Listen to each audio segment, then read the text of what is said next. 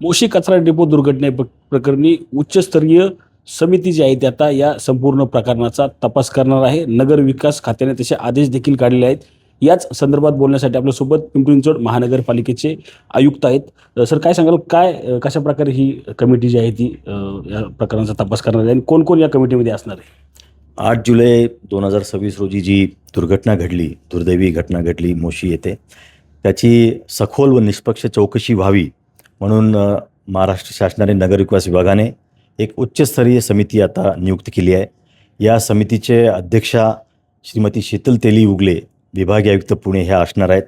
या समितीमध्ये प्राध्यापक DN सिंग हे जे IITचे अभियांत्रिकी विभागाचे प्रमुख आहेत ते याचे सदस्य असणार आहेत. त्याचप्रमाणे श्री अनिल कुमार मिश्रा दीक्षित हे देखील पर्यावरण आणि घनकचरा व्यवस्थापनचे तज्ज्ञ आहेत.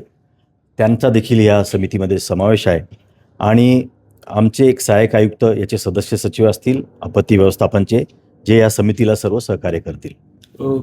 सदोष मनुष्यवधाचा गुन्हा देखील दाखल करण्याचा तुमच्याकडून सांगण्यात आले. त्यात नक्की कुणाकुणावर हा गुन्हा जो आहे तो दाखल होऊ शकतो? आम्ही आता ह्या सर्व प्रकरणामध्ये कंपनीचा जो निष्काळजीपणा झाला आहे त्याबाबत कंपनीचे वरिष्ठ अधिकाऱ्यांच्या विरुद्ध आता गुन्हा दाखल करण्याची प्रक्रिया सुरू आहे. आणि त्यामध्ये आता आमचं कल्पेबल होमिसाईड अमाउंटिंग टू मर्डर, म्हणजे ज्याला आपण मनुष्यवधाचा गुन्हा दाखल करण्याची प्रक्रिया आता सुरू आहे.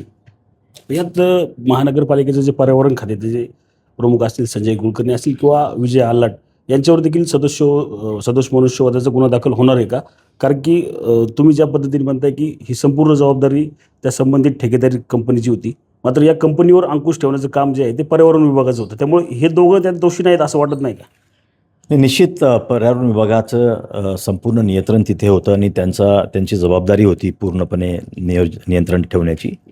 प्राथमिकता ह्या त्या कंपनीच्या जे काय कॅम्पस आहे त्या कॅम्पसमध्ये सगळी सुरक्षिततेची जबाबदारी ही ॲग्रीमेंटप्रमाणे कंपनीची होती. श्रीयुत कुलकर्णी आणि श्रीयुत आल्हाट यांना देखील आज आम्ही हे सर्व मुद्द्यांचे उल्लेख करून त्यांना देखील नोटीस बजावण्यात आलेली आहे. आणि उद्या सायंकाळी 5 वाजेपर्यंत त्यांचा देखील आम्ही खुलासा मागवलेला आहे.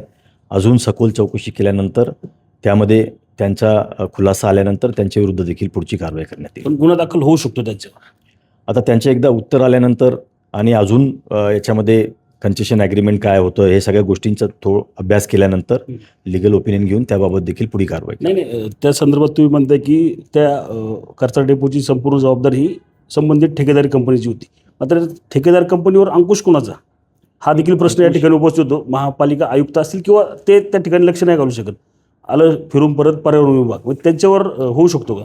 सुपरविजन त्यांचं आहे, परंतु प्राथमिक जबाबदारी किंवा त्या पूर्ण कॅम्पसमध्ये सुरक्षितता ठेवणे, त्या कॅम्पसमधलं ऑपरेशन मेंटेनन्स ही सर्व कंपनीची जबाबदारी. कारण कन्सेशन ॲग्रीमेंट केलेलं PPP तत्वावरतीचा हा प्रकल्प आहे. PPP तत्वावरती सर्व जबाबदारी ही कंपनीची त्याच्यामध्ये असते. या दोघांचे अधिकार देखील काढल्यास समजते. नक्की या दोघांचे अधिकार काढून कुठं त्यांना शिफ्ट करण्यात आलेले? आज आम्ही आदेश काढून श्री संजय कुलकर्णी यांच्याकडचे जे विभाग होते ते सर्व विभागाचं चार्ज काढून घेतलेलं आहे. श्रीयुत आल्हाट यांच्याकडचे सुद्धा जे विभाग आहेत ते सर्व चार्ज काढून घेतले आहेत. श्रीयुत संजय कुलकर्णी यांच्या विभागांचा चार्ज श्रीयुत ओंबासे मुख्य अभियंता स्थापत्य जे आहेत त्यांच्याकडे दिला आहे.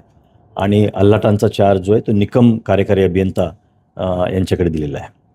नक्कीच आपण पाहिलं तर जी संबंधित ठेकेदार कंपनी होती त्याच्यावर आज सदोष मनुष्यवधाचा जो आहे तो गुन्हा दाखल होतो. त्याचप्रमाणे पिंपरी चिंचवड महानगरपालिकेचे पर्यावरण खात्याचे प्रमुख संजय कुलकर्णी असतील, त्याचप्रमाणे विजय आल्हाट असतील, यांच्यावर देखील हा गुन्हा जो आहे तो दाखल होण्याची शक्यता देखील आयुक्तांनी या ठिकाणी वर्तवलेली आपल्याला एकूणच पाहायला मिळालेली आहे.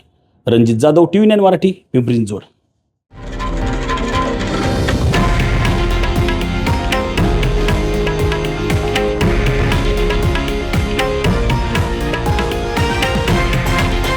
हे आहे देशातील नंबर 1 न्यूज नेटवर्क आणि आपण पाहत आहात TV9 मराठी, एकमेव.